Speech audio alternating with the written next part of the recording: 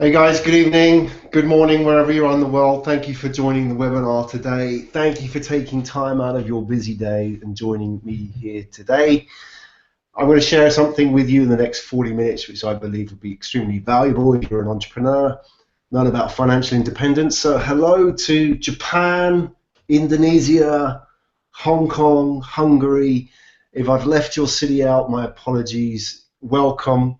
Hello. If this is your first Up.School webinar, then feel free to play around with the screen. Look out for where the chat box is. In that chat box, I think maybe on the right-hand side here, you can find a little pop-up, and in that pop-up, just say hello, tell me where you're from if I haven't covered your city already. We'll use that chat box as well for the Q&A later on in the session. If you've got any questions during this session, then the format is that as we go through, put a question in the chat box, and what I'll do at the end is I'll go through all the questions and do my best. Even with energy running low, I'll do my best to answer all your questions. If I can't answer your question, if it's something too technical, then drop me an email. I'll give you my email address at the end, and you can email me there. We can continue the conversation today. So what's today about? Well, how to become financially free without selling your business. So this is all about how to become financially free for every entrepreneur. So what I want to teach you today is a strategy which I've learned, I've used, it works for me. It may not work for everybody, but it may work for you.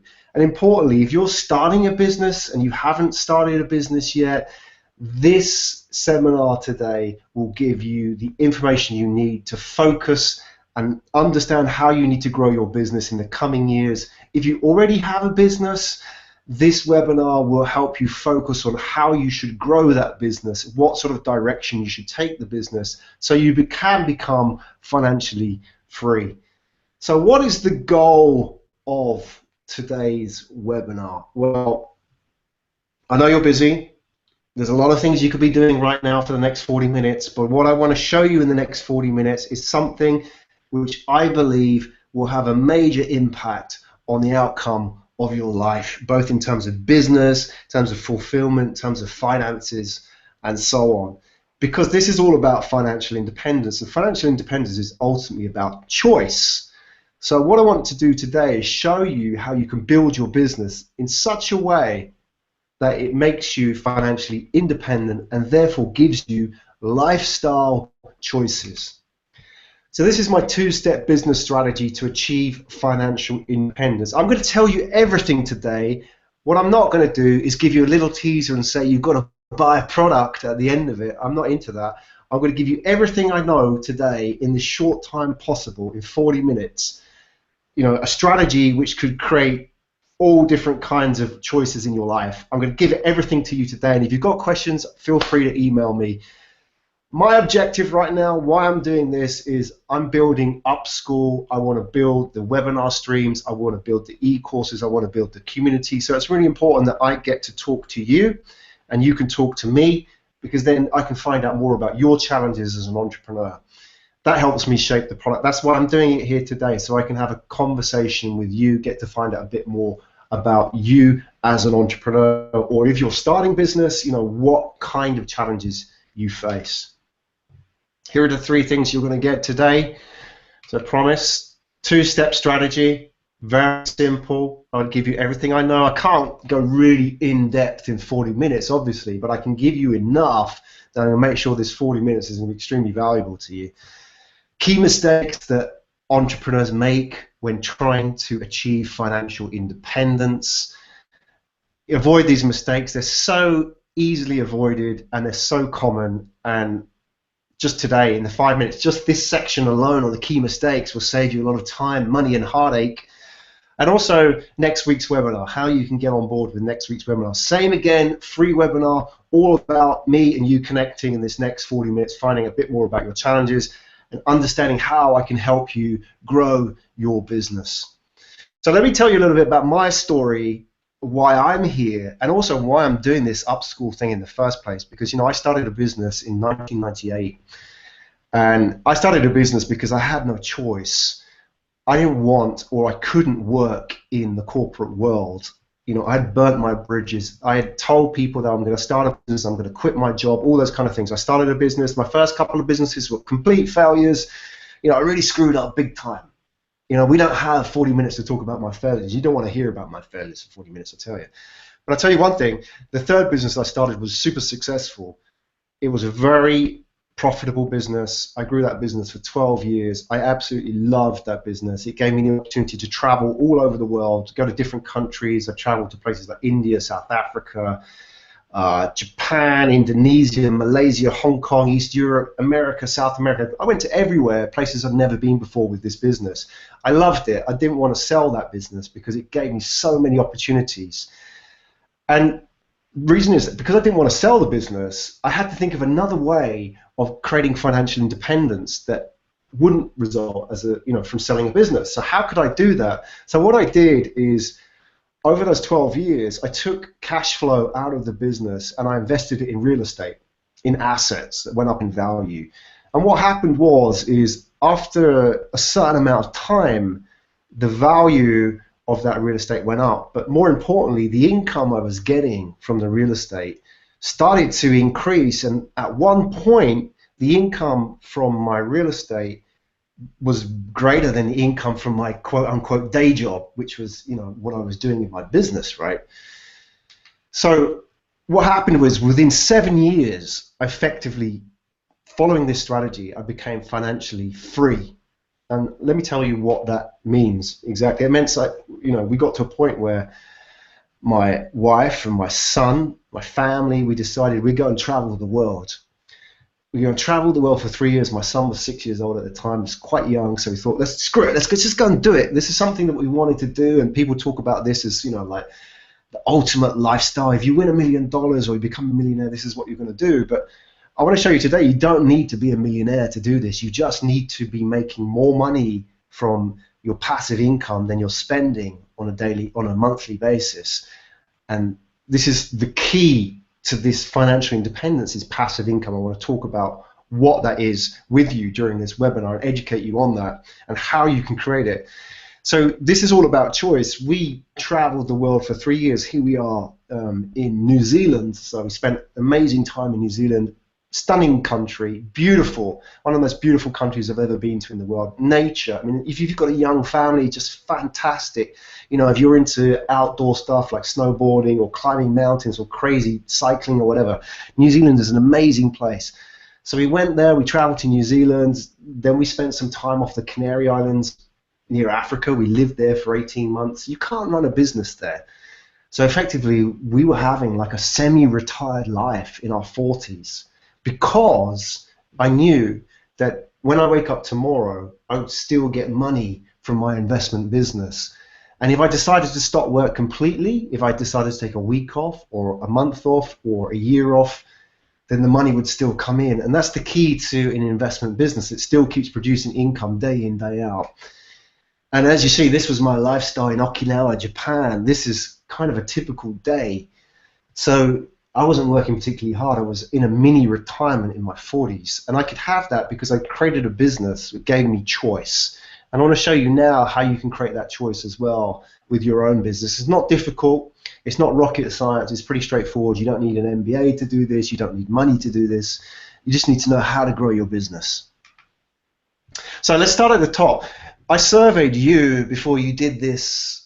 Before you signed up for this webinar, I just asked you a few questions, and I want to share those results with you because they're kind of insightful. You told me about your situation with business now and also how you hope that you would become financially independent.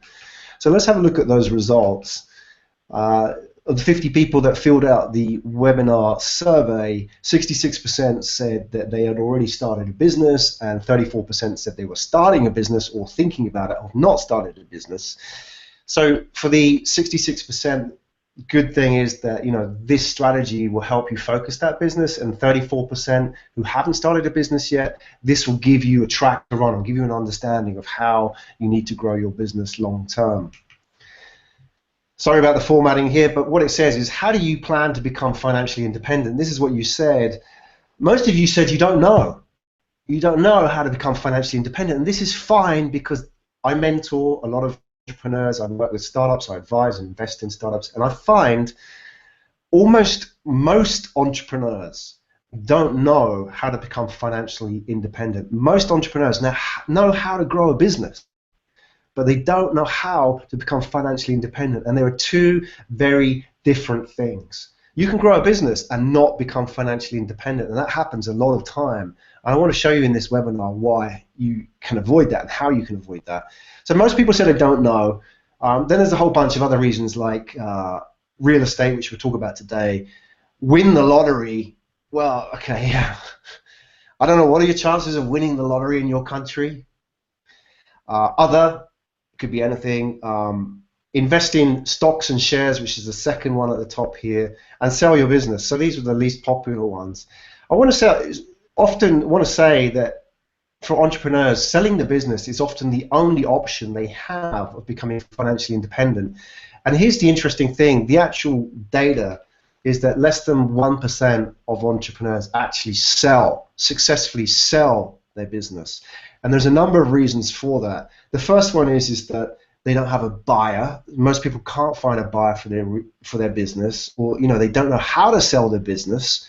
Especially if you're a business where you are the main owner, very difficult to sell your business, because any business where the assets walk out the door every night is of little value to a potential buyer. They want to buy something that they can touch or something that they can own themselves, not people. So that's one of the reasons people don't sell their business. The second reason people don't sell their business is they give up. So they are trying to sell the business, and it can take 3 to 5 years to sell a business. You've got to get your business ready, you've got to prime your business, you've got to go find a buyer, you've got to go through the process. Even when you sell your business, there are a number of years afterwards where sometimes you can't get out of the business. Now, I've done a number of interviews on Founder FM with people who have sold their businesses. Sam Marks sold his business for $100 million. Tim Fargo sold his business for $20 million. Rick Day sold his business for $10 million. Julian Hearn sold his business for $15 million. There's 4 guys who sold their businesses for a total of $150 million plus, right?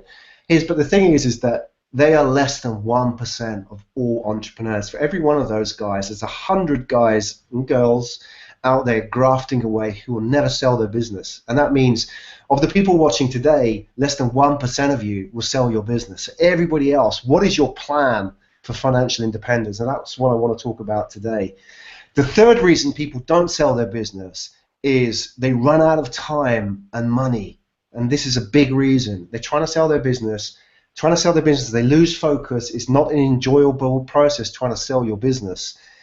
And they're so focused on selling the business that the business takes a turn, things get worse, they run out of cash, they end up having to close their business before they can find a buyer. And that's a really sad outcome, and that happens quite a lot, unfortunately. So the whole business of selling your business is like gambling in a way. If you have experience, if you sold a business before, your chances are much, much higher. Your chances are like 20 to 25 times higher than the guy who wants to sell their business for the first time, right? So if you've sold your business before, by all means, sell your next business because you know how to do it. But if you're the first time person trying to sell a business, your chances are very, very low, which is fine. If you understand that and you build your business knowing that it's a spin of the roulette wheel, that's fine, that's cool. But if you build your business thinking you have a really good chance of selling it, you've got to understand where you are in terms of the probability. So the key to financial independence is passive income. Let's talk about what passive income is. Making money while you sleep. It's as simple as that, right? So whilst I'm giving you this webinar now, live, I'm here in Tokyo, live, sitting here in this chair, you're listening to me, and we're interacting through this webinar, and hopefully we're going to have a Q&A at the end. I'm focused completely on you. I'm going to be paying attention to what you write in that chat box. I'm going to be paying attention to your questions and trying to give you the best possible webinar. During this time, I'm still getting paid by my investment real estate business, right? That's called passive incomes, because I can do this, or I can go sit on the beach, I can go and travel the world for 3 years, and I'll still get paid. That's passive income. That's making money while you sleep. Because the reason why this is really important for us entrepreneurs is this. We entrepreneurs have 24 hours in a day. No entrepreneur has found the answer to that yet, changing that. No entrepreneur has found how to make 25 hours in a day, no matter how clever these Google guys are. 24 hours is all we get. And of those 24 hours, maybe you're spending, I don't know, 12, 14 at max working, right? That's about as much as you can do. And there's only one of you. So no matter how successful you become, you can't increase that number. You can't get more hours in the day. You can't get more of you. We haven't worked out how to clone human beings yet. So in this period of not being able to clone people, let's just accept the fact there's only one of you, right? So the thing is that why you need to build passive income is because you're limited as an entrepreneur. No matter how successful you become, you'll start asking questions like, for example, how can I sleep less? If you start asking these questions, you're asking the wrong questions. You need to be focusing on how can I make more of my time and generate more income as we go along. All right, cool. So are we having a problem with the video? Sorry, can you see me now? I just noticed some people are saying they might have a problem with the video here in the screen, but hopefully you can see this now. If you're having a problem, just let me know. Just pop it in the chat box here, and I'll do my best to see if we can sort this out as we go along. All right, cool. So there we go. All right, guys, let's continue. So making money while you sleep. This is what it's all about. So just to give you an example, here we are. This is an example of passive income. This is a real estate property that I bought. I bought for investment, my personal investment of $8,000. That's how much money I put into this, and it is a 6-bedroom Victorian house in the south of England. Beautiful property. Went in, decorated it, made it nice, but it was all in good condition. Rented this out. And I want to tell you why this is a fantastic example of passive income. It cost me only $8,000. I know that may be a lot of money for some of you guys, but you could easily save $8,000 in a year or 2 years if you're generating income from your business. And if you're not, that should be a goal that you should work towards. But I want to show you why a goal of maybe $8,000 or whatever that figure is in your country and your market is something that you can work towards, right? Because this is how it breaks down. That property I pay loan interest of $700 a month on, right? And then I get a rental income of $1,500. Okay, so rental income minus the loan interest is $800. And the good thing about this is it's completely managed. So the managing agent does all the repairs and pays for the repairs, finds the tenants, does everything. I don't hear from the managing agent. They don't phone me. They don't email me. All they do is send me a check every month, and I cash that check. And that's a great feeling because every month I get $800 from them for doing this, right? And that sort of works out after some time. If you think about it, an $8,000 investment in property becomes $800 a month income. That's a pretty damn good investment because in 10 months, you've basically made your money back on the investment. So if you're in business and you're generating $100 a month, $200, $400 a month income extra on top of your living expenses, your goal should be then to save that, and then as soon as you get a small amount, invest it into a property, because as soon as you invest that in property, that will start multiplying again. And you can build that money up and then start investing in other properties, right? And that's how you can really expand your property portfolio.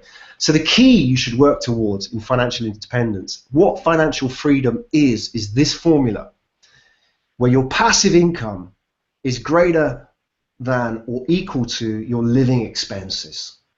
Your passive income is greater than or equal to your living expenses. And I'll tell you, when that happens, something magical happens, right? When you get to a stage where you're making more money when you sleep than what you're spending during the day, something changes. It's not just the fact that, okay, right, I can pay for everything this month without working. It takes away the fear of where the money's going to come next month. It gives you a real sense of confidence. And I'll tell you what that does for you. Firstly, it means you don't have to worry about doing the kind of work that you don't want to do because you just need to pay the bills. Secondly, it allows you to take a lot of risk. So if all your bills and all your living expenses are paid and you're doing a shitty job, you're working in a business you're not enjoying, you could stop that business. You've got a choice. Or you could take a break. You could take 6 months off and go and travel the world. Or you could start another business. You could do whatever you want. You've got choice now because you know next month it's paid. Not just next month, but the next 10 months, the next 100 months, it's all paid for you. So this should be the goal. Get your passive income to the stage where it's greater than or equal to your living expenses. So this is the two-step strategy. Let's lift the lid. Let's unbox the two-step strategy. You can say it properly. You can understand it. So here we go. There's two elements to your business: a lifestyle business and an investment business, right?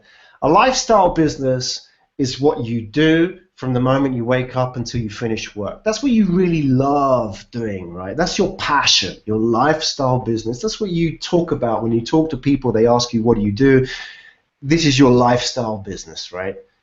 Your investment business is not interesting. It's not the sort of stuff you want to talk about at dinner parties. What it does, it just sits there in the background. You put money into it, you put cash flow into it, and it generates asset growth, income for you. And in time, that will increase and you'll get to that stage of financial freedom that I talked about. So let's have a look at what the lifestyle business element of this is first. So as I said, this is what you do, the lifestyle business. So if you focus on a lifestyle business purely to generate cash rather than to sell, you can grow it in a very different way. You can grow it in a different way you grow it for your purpose, you can grow it profitably. You can take lots of decisions that you wouldn't be able to take if you were purely focused on the balance sheet and selling that business long term. You can grow your business a lot more in an enjoyable way and in a much more free way because you're not doing it for somebody else. And that's the thing about selling your business. You're selling a business to people who maybe you don't even know. You don't even met this person. This could be 5 years down the road, 10 years down the road. So you're building your whole business for somebody you've never met. You don't know what their decision-making rules are, and you don't know what they're going to do when they look at your business in the first place. I would much rather focus on building a lifestyle business where I can generate cash and use that cash to invest in assets. That's much more control. Call me a control freak, but I think all us entrepreneurs are control freaks a little bit, right? So we like that. We like to have control because we know that this is going to turn out as we expected. So the lifestyle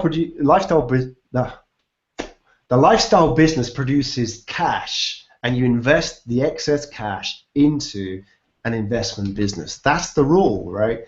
That's how it works. And the investment business is assets, and I'll talk about what assets are in a minute. So the investment business, this is the stuff that grows and produces income while you sleep.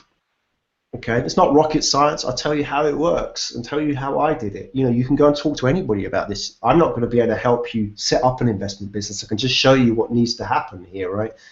So talk about what an asset is first. You've got to understand what assets are. So when people say, talk about assets, one of the things people get wrong is they say things like, yeah, your first house, the first house that you live in, the first house you buy, that's the biggest asset you'll ever own. That's the biggest investment decision you've ever made. That's complete bullshit. That's somebody who really doesn't understand what assets are. Right? The house you live in is not an asset. The house you live in is not an investment. Assets are not cars, things that go down in value, or stuff that you live in. Assets are paid for by other people. Okay, I'll explain a little bit about what that is. So what assets can do, they produce two things. We're getting a little bit technical here, but I want to tell you the technicals because you've got to understand this stuff. If you get educated about this stuff, you get empowered. And if you get empowered, you can make the right decisions about yourself and your future for business. Income growth, capital growth. Income. So an asset gives you income every month. Capital. The asset goes up in value over time. It goes up in value, creates an income. Let's talk about what those are. So in my choice here, I used real estate to do this. You can invest in different assets, but I would say Generally speaking, throughout the world, real estate is the most reliable asset over the long term. And I'll explain why in a minute. There's lots of other assets out there, and you should consider those as well. But the mainstay of your financial independent strategy should be real estate, because it's far more reliable than any other asset out there. So let's talk a little bit about real estate. And we're getting a little bit technical here, so you can always ask questions in the Q&A and so on. Some people say, well, why not invest in Facebook? Look at Facebook. So, a few years ago, you could have bought Facebook for $22, and now it's $120. That's 600% return. Amazing. If you invested, some money in Facebook, you'd be making 600% on that now. Fantastic. Well, true. I invested in Facebook as well, but that wasn't my strategy for financial independence. To put everything in the Facebook basket, all my financial eggs in that basket, would be a huge risk, because one, there was no guarantee that Facebook was going to go up in value. Two, it was all about timing. You had to time it at the low point, sell at the high point. And three, here's one thing that I know for sure. In 20 years' time, I don't know that Facebook will be around. Will it be around? I don't know. You tell me. Will Facebook be around in 20 years' time? Look at MySpace. Imagine if you invested in MySpace. Where would you be now? But I tell you one thing I know for sure. In 20 years' time, I know people will still need places to live. There will still be people, and probably more people than there are today. And there will still be a limited amount of land. So all of those factors have been around for not just 20 years, but 200, maybe 2,000 years, right? For the last 1,000 years, thousands of years, people have needed places to live, and they've needed houses and roofs over their head. So good chance that real estate is going to be around in another 100 or maybe 1,000 years. Okay, it may not be the best performing asset out there in the whole evoked set of options compared to things like Facebook, but you know for sure. And if you're building a financial strategy for independence, sure, you can make a heck of a lot of money on something like Facebook, but you're taking a massive gamble. And this is all about control. It's all about choice. Don't gamble on the big hitters like Facebook and selling your business. Put it into something that is far more reliable. Okay, so the goal really, and I advise the entrepreneurs that I work with, I say set this goal for you. Set yourself a goal of acquiring between 5 and 7 properties over a period of 7 years. Because if you can do that, you will become financially free for the rest of your life. Guaranteed. 5 to 7 properties over 7 years. You will become financially free for the rest of your life. In 7 years, you could effectively retire if you do it right. Chances are you won't want to retire because you love working so much. Choice, right? It's all about choice. So let's have a look at making that investment business work, and let's have a look at some of the mistakes that people make, entrepreneurs make, when they start trying to build their own financial independence, because nobody tells you how to do this. There's thousands of books out there about minimum viable product, lean marketing strategy, lean startups, how to fund your startups, SEO, conversion rate optimization. They tell you all these kind of things, but there's hardly any books out there that tells you how to become financially independent through your business, right? So there's a lot of bullshit advice out there, right? And I want to kind of cut through the bullshit and give you some solid facts and cut through, separate the reality from the bullshit, because this is really important advice, and I think it's something that you can use, something you can take away from today. Even if you take one thing away from today, it's going to be what I'm going to teach you in the next 3 or 4 minutes in the mistakes section, right? Don't make these mistakes, right? Because you can save yourself a lot of time and money and a heartache by doing this, right? So let's have a look. The first one is focusing on property value. Property meaning real estate, right? So many amateur investors do this, right? And I talk about amateur investors. And there's a big distinction between amateur investors and professional property investors. And you see a huge difference in their attitude, right? Don't be the amateur. The amateur investor is the guy or the girl who seeks out the really cool looking properties. The ones like they have the displays, the marketing suites, and they've got the little mini models, and in the mini models they've got what it's going to look like when it's built.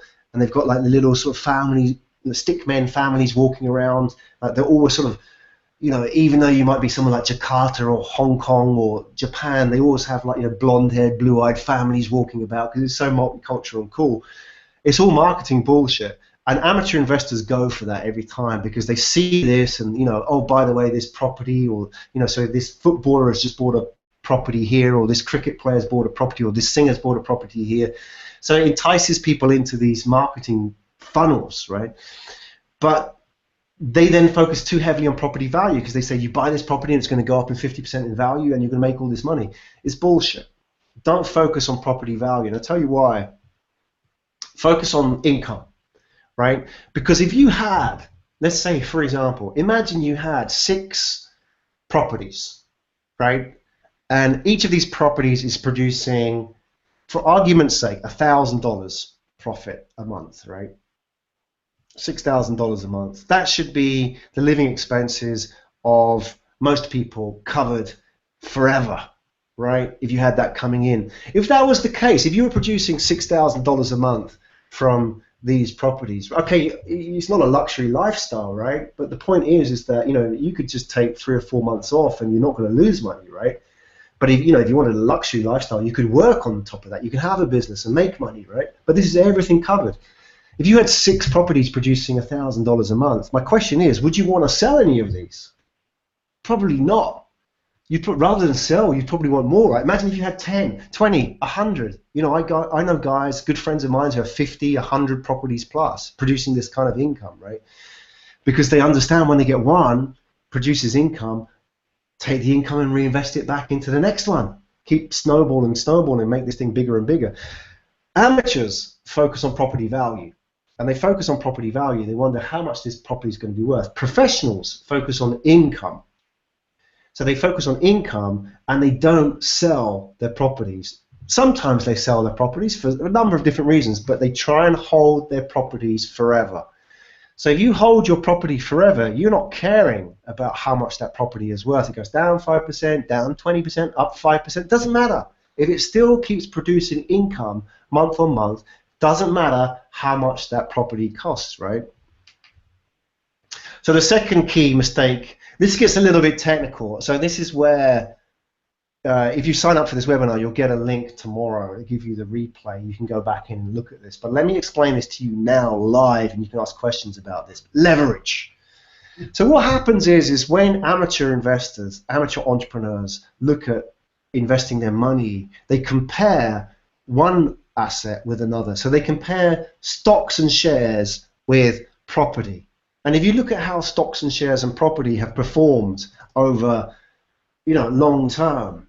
So if you look, for example, last 20 years, last 50 years, stocks and shares, property are more or less the same. The average performance of stocks and shares is 5 to 7% a year over 20 years, maybe a bit less, depends on the market, right? But more or less about that. Property, 5 to 7% growth price over 20 years. Some countries it goes down a little bit, it goes up a little bit, maybe a bit less, but they're about the same. So what amateur investors do is they look at property and they look at stocks and shares and say, well, they're about the same. It's much easier to invest in stocks and shares. I'm going to do that. That's the biggest mistake that people make, because what they fail to do is take into account of leverage. And let me explain what leverage is. Here's a little test. If you invest $10,000 in Facebook stock, right, and that goes up to $20,000, right, you make a profit of $10,000. So for all you technical people, economic people out there, return on investment is what? You put in 10,000, you got out 20,000. The return on investment is 100%. 100%. You doubled your money. You put in 10,000, you got out 20,000. You doubled your money, right? Seems like a good investment. So there you go, 100%. Now, let's say you did that with property. You put 10,000, same money that you put into Facebook, 10,000 into a house. Now, when you put 10,000 into a house, it's called a down payment, or in some cases, it's called a deposit.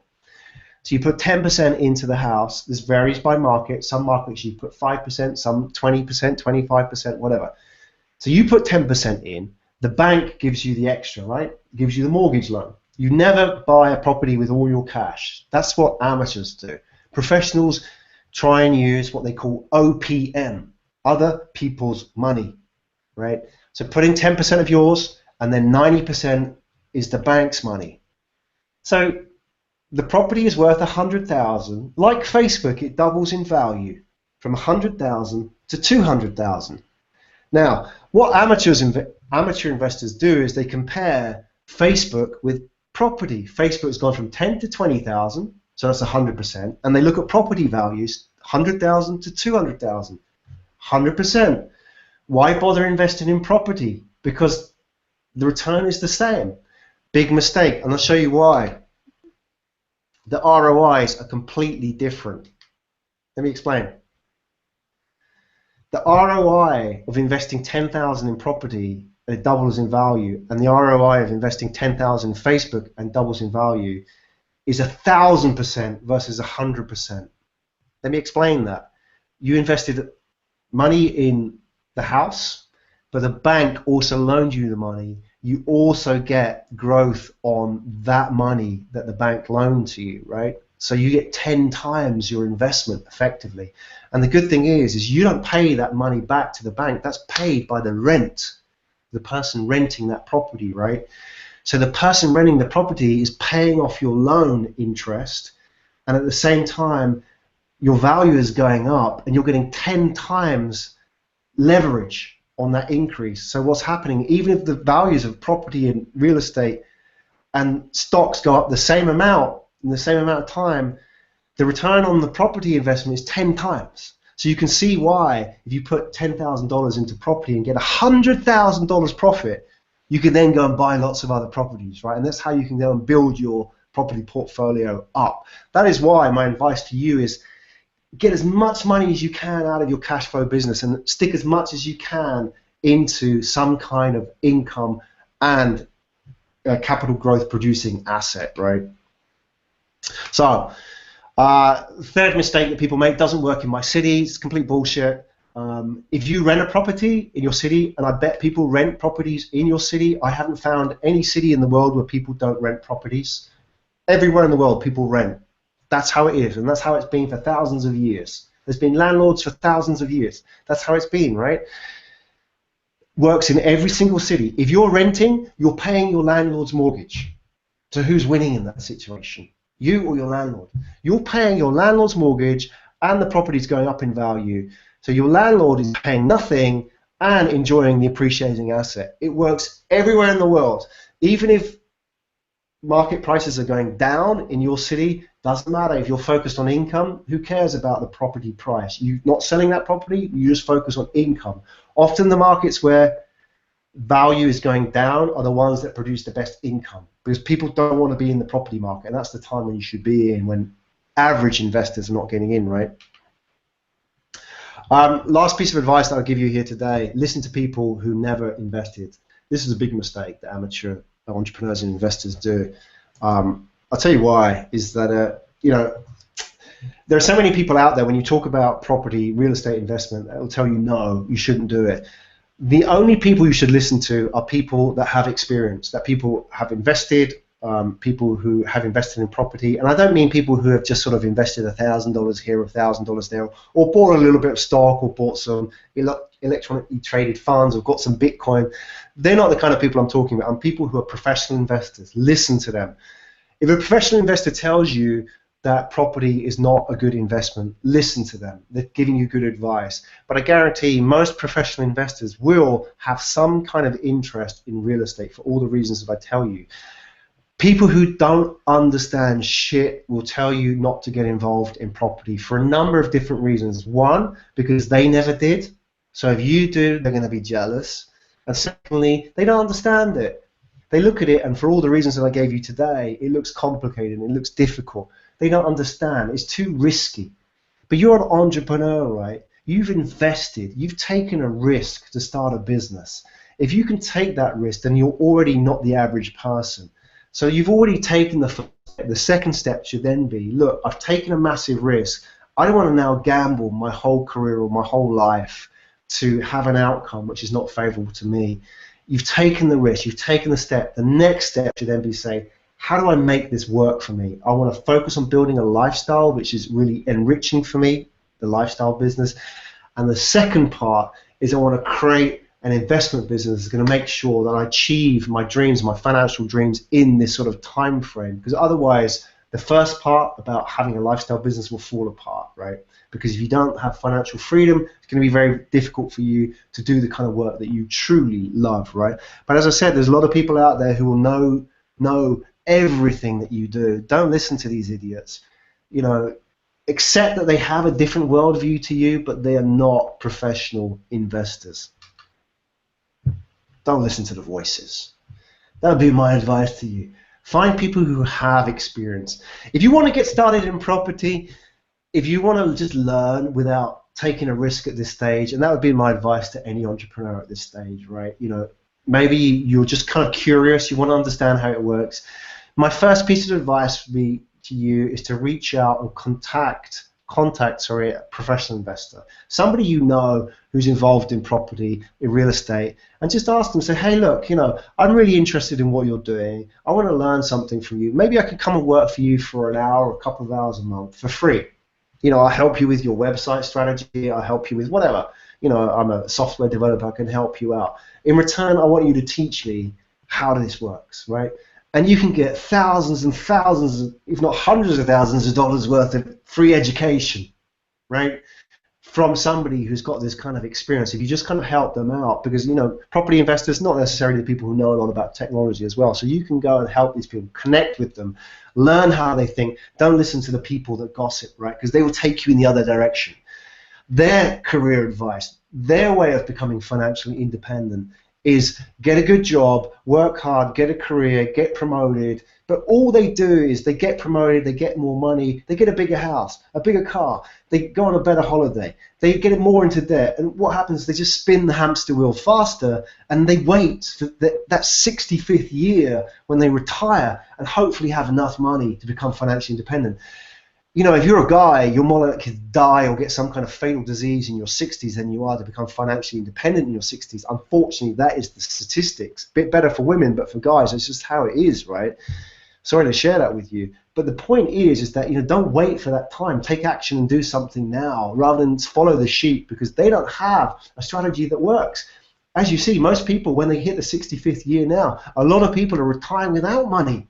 You know, they're finding their pensions aren't worth what they were. They're finding things a lot more expensive. A lot of people are going back to work. You know, there are people in the 60s and 70s and 80s going back and working at places like Walmart because they're not financially independent, because they got fucked royally, excuse my language, by the system. And that's the truth, right?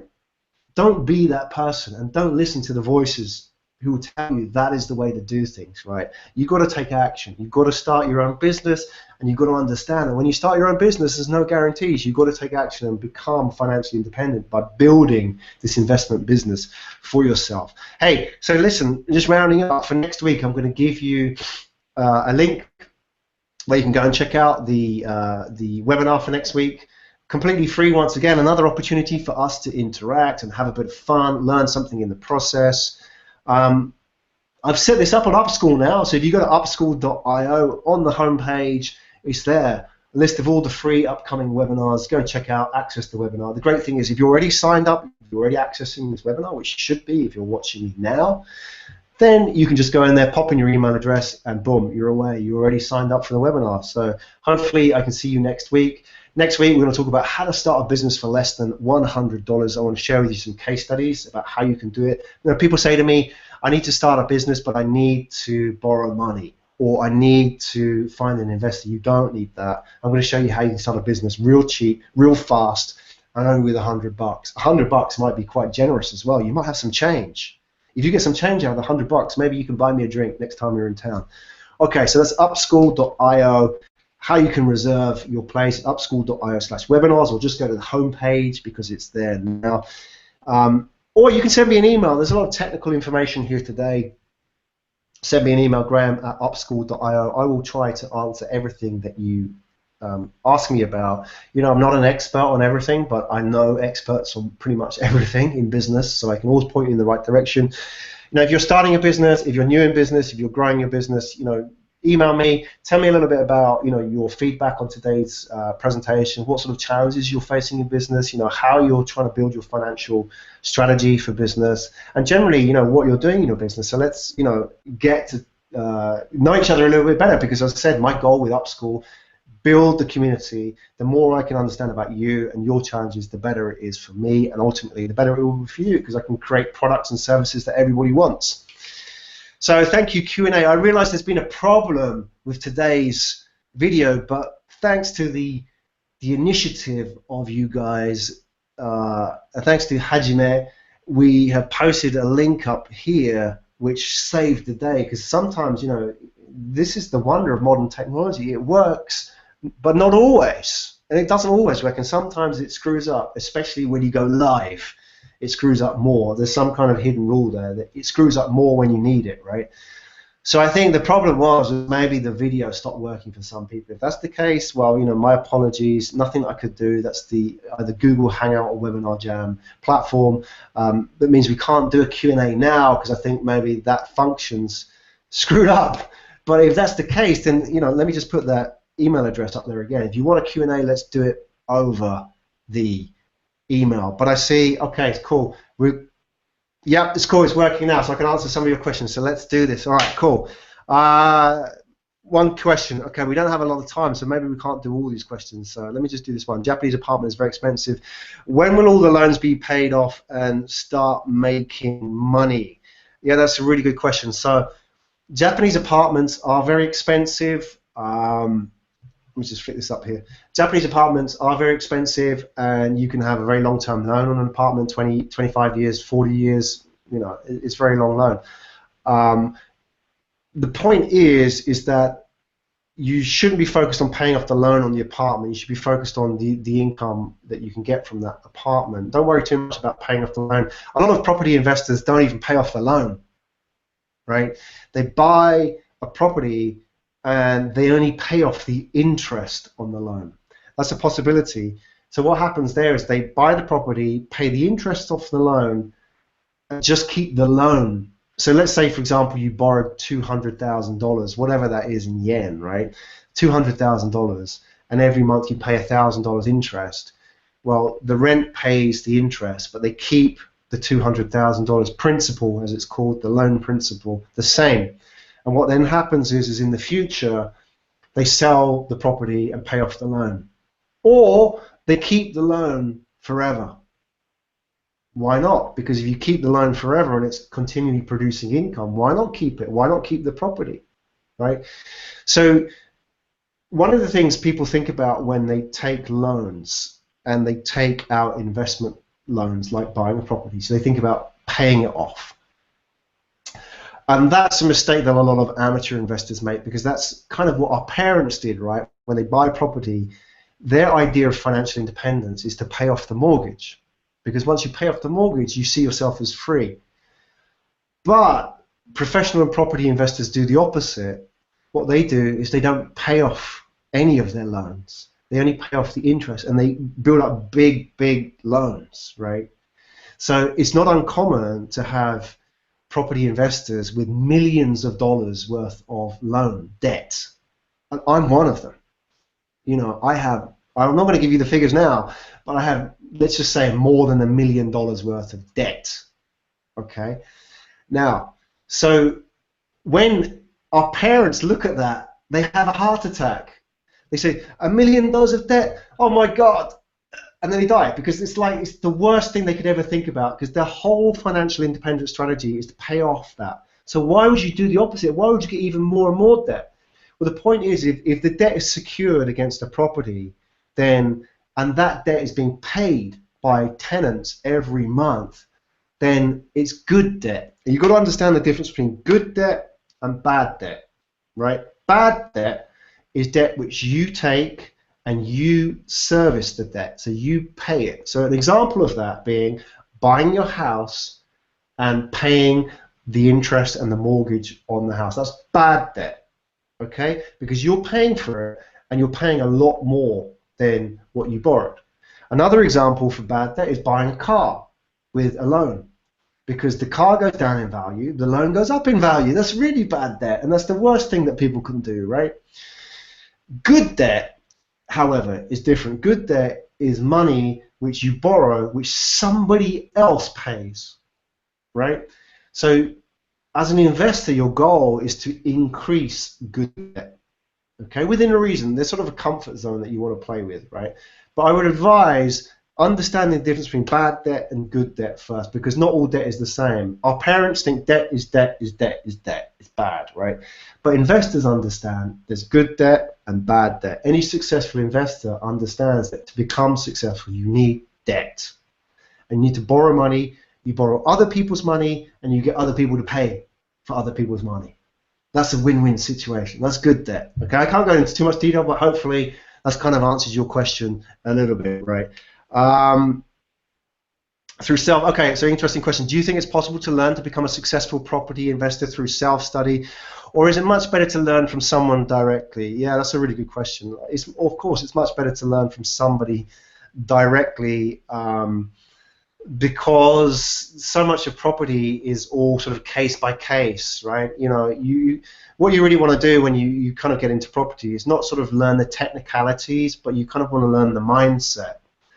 So like for example, I talked about good debt and bad debt. You know, you would learn that from a professional investor, and that would really make you think about your attitude towards investment, right? So it's so much better to try and learn from somebody else. Of course, there are a number of ways to do that. As I said, you can go and work with somebody, gives your time to somebody for a couple of hours in return for some kind of mentoring. The second way is you can join some kind of meetup group. Just surround yourself with people who think like this. That's so important. Surround yourself with successful investors, successful entrepreneurs, because they will show you how these people think, right? And that will then impact you, and then you will start thinking like that. That's really important. Self-study is completely possible too. There are lots and lots of books about property investment. I mean, everybody knows Rich Dad, Poor Dad, etc. Those kind of things, right? I mean, there's so much stuff on Amazon you can get about property investing. Go and have a look on Amazon or wherever it is. Go and study this stuff, right? But I really advise that, even if you study, it's so much more valuable to try and get human interaction with somebody, because you will learn. It's like trying to learn how to run a business, right? It's really hard to learn it from a book. You can learn the technicalities, but if you spend an hour with somebody who's really successful, it happens like that. I get it. Everything comes together. It's kind of like, what else? It's kind of like learning a language. You can learn a language from a book, right? Certainly can learn a language from a book, but until you go out and speak the language with real people in the real world, make real mistakes, your learning is always going to be just at a slow pace. As soon as you go out there and make real mistakes, your learning flies, right? So yeah, hopefully that answers your question. Self-study for sure, but if you can get direct contact, certainly do it. I mean, it's an amazing experience, and you'll learn a lot in the process. Akos, are banks open for negotiation because only 10% of deposits are a wild dream for Hungarians? Yeah, certainly are open for negotiations, because I bet in Hungary there are people renting properties, and therefore if people are renting properties, they're people who own properties, right? 10% may be quite low in your market. Maybe 20%, maybe 25%. I don't know the Hungarian market, but maybe around that, 25%. If that's the case, then it just means you have to save up more money, right, to get there. Or you can buy a smaller property. Remember what I said at the beginning, the property you live in is not an investment, right?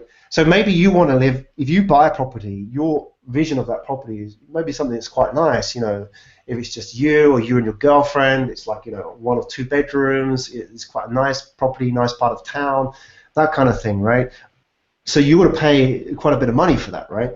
But if you focus on a property as an investment, which you're not going to live in, you can focus really right down at the bottom level. So, a studio flat right next to the station, maybe not a great area of town, but just a bed for somebody to live in, right?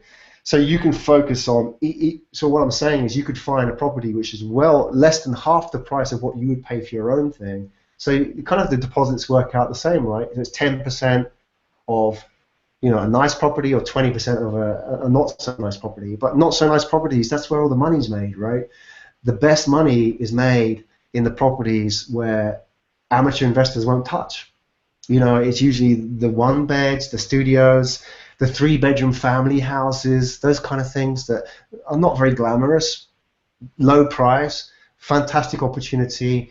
So, you could go in with a much lower deposit. That's what I'm saying. The other thing as well, the other things you can do, you can share your deposit. You can go in with 2 investors, 3 investors, 4 investors, 5 investors, whatever. You can go in together as a club and share your deposit. So, go with 2 people, you only need half a deposit. Another way you could go in is, if you even can't get a deposit now, go and find people who are investing in Budapest, where you're from, right? Go find people who are investing and learn from them. You'll soon learn whether banks are negotiable or not. And you know what?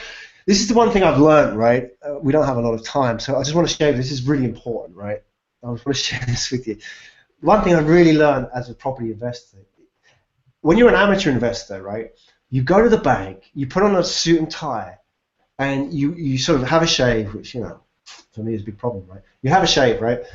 You go to the bank, and you have your, you really want to impress the bank person because you want the money for the bank person, right? You want to be a nice person, you want to be a safe bet, and all those kind of things, right? That's what amateur investors do, because they really think, in the traditional way of thinking about banks. The bank guys, he looks at your resume, got a big pot of money, am I going to give you the money? I don't want to give you the money because I don't like the look of you. That's sort of traditional amateur investing attitude, right? And that's how people think about bank managers. But if you're a professional property investor, and you can learn this from pros, you soon understand this one thing, a really important piece of advice now, and that is banks want to lend you money. Banks make money by lending you money. And as soon as you get that, you understand that there's a game to be played, right? And this game is that if you understand how to work with banks and mortgage lenders, how to check their boxes, what are they looking for, how to reduce the risk in your application, right? To your point, how do you negotiate with, or are banks negotiable? Absolutely. You'll find that professional property investors have really good relationships with banks. They can go to a bank, and the bank will say, how much do you want? But, for the average property investor that goes to the bank, they have to produce all this documentation, and they have to beg, and, please give me some money, Mr. Bank Manager. Property investors go there, and the bank will say, right, I trust you, you've done business with us before, here's some more money, take as much money, have the money, take as much money as you can, because it makes us money, right? So what I'm trying to say is that absolutely, yes, they are negotiable, and it all comes down to your relationship with the bank. But learn from a professional, because they will show you how that works. And the more you do, the more involved you get with the banks, the more money you can make out of them. Hopefully that answers your question. A lot of questions here. Okay, right, cool. What do you think about investing on Airbnb? Yeah, there's a number of ways to do it. I think it's a great business. Right now, we're in the salad days of Airbnb, which means that for the next 3 to 5 years, there's a real opportunity in Airbnb, especially outside of America. In America, the market's getting really saturated, and the rates people are charging for Airbnb are coming down a little bit to match the market rate. There's a lot more competition, but especially here in Japan, new developing markets, anywhere in Asia, for example, Airbnb is really hot at the moment. Investing in Airbnb, right? There are 2 ways you can invest in Airbnb, right? So let's just understand those first, right? People think the only way you invest in Airbnb is to buy a property and rent that property out on Airbnb. That's one way of doing it, right? And there's a second way of investing in Airbnb, which is an easy way to get in if you don't have any property, and that is you go to a property investor, a property owner, and you say to them, I want to take your property on, and I will rent it out as an Airbnb property, and I will give you this much every month, guaranteed for the next 12 months. Okay. Now, let me explain a little bit about this. Is a really good way for you to get into property and to get into Airbnb. I know people who are doing this. It's called, in the technical market, professional investors call this rent to rent. It's called rent to rent. So what's effectively happening is you are renting the apartment, let's say, from the property owner, and then renting that back out to the Airbnb customer, completely legally, and everybody agrees on the terms, right? Because you go to the property owner and you say, look, I want to do this for Airbnb. And they understand that you're taking a bit of risk, but why would a property owner rent to you their property for Airbnb? There's a number of reasons, because as a professional property investor, our biggest challenge is what they call void periods. What we don't want is an empty property, because that can cost us a lot of money. There's a number of reasons why a property may be empty, but even 1 month a year empty, some property investors hate that, and I can understand you're losing a month of money. They also hate the uncertainty in property. So if you went to them and said, hey, look, you're now getting $1,000 a month rent. I will give you $1,200 a month rent, Airbnb, guaranteed. Okay, you won't have to do anything for the property. I'll do the repairs, I'll fix it, I'll manage it, I'll look after the tenants. You won't hear from me forever unless there's something really wrong. Okay, or I just want to ask you for some kind of advice. So it's a great deal for property owners, especially ones that can't be bothered to manage their properties, and it's a great deal for the middleman, which is you. But this market will only last 3-5 years. I guarantee in 3 to 5 years this market will be finished, because what will happen is this rent-to-rent market will the gap will squeeze a little bit. There'll be more people getting into Airbnb over the next few years. The prices will come down. So, going into that guy and offering $1,200 a month won't work anymore. He'll either say, look, I want $1,400 a month, or, you won't be able to rent it out for $1,200 a month. So to answer your question, Kevin, what do you think about investing on Airbnb? Yeah, if you've got a property to rent out, great market if you know what you're doing, but it's fully managed. It's a full-time thing for you, right? At the beginning, you've got to learn. Or you can go to a property owner and take on their property and invest it out. And I would thoroughly advise that anyone here today, if they want to get involved in property, great way to get started is go to a property owner and rent it out on Airbnb for them, and just agree the terms with them. Learn a bit about negotiation, learn a bit about Airbnb, learn a bit about property. That's a great way to interact with a property owner as well. Maybe a great way to get some mentoring in the process. So hopefully that answers your question. Junko, how do I find the right property? Yeah, great question. Of course, more important than the right property is the right property owner. Okay, and that's the difference maybe between how an amateur investor would do it and the right property a professional would do it. An amateur investor would look for the right property. I'm more interested in who owns the property and is selling it, right? Because what I'm looking for is a deal.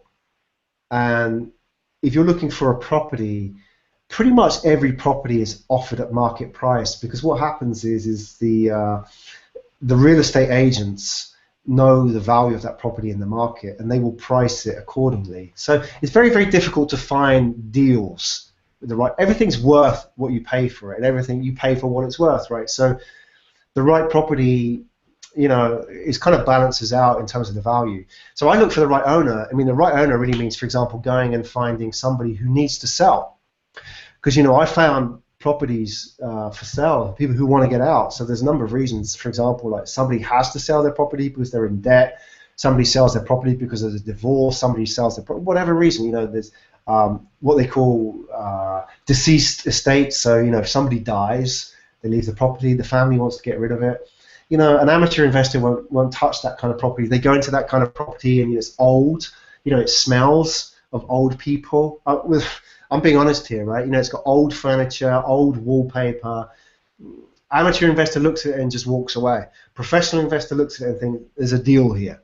There's an old property that no one wants to touch. I can offer them, 20% below the market price. And there's a family that needs to sell this property because they're paying inheritance tax on it. They don't want to live in the property. They want to get rid of it, all that kind of stuff. So those are great deals. So my answer to your question is how do I find the right property? Well, there's two answers. The first part is find the right property owner first and go and look for people who need to sell, because you'll find deals. You can find 20% off, 30% off, whatever. The second part is it really depends on what you want to do and what your strategy is. I mean, some people want to get really involved in property. They want to do everything. They want to choose the wallpaper. They want to, you know, redecorate the bathroom, all that kind of stuff. They want to talk to the tenants. You know, they want to collect the money from the tenants themselves. So you've got to have the kind of property that suits that kind of person. So if you're the kind of person who wants to do everything, then pick a property that's going to work for you. Something simple, right? You know, something that rents very easily, professional tenants, you know, easy to rent out, near a station, 1 bedroom, 2 bedroom, that kind of thing, right? If you're the kind of person that doesn't want to do anything, just wants to set it away and forget it, then you have to choose the right property for that, right? Because that will be a different kind of customer, different kind of property, different kind of tenant, right? So answer your question is, it really depends on the type of property you want to get involved in, you know, how involved you want to be, and secondly, as I said in the first part, it depends on the owner.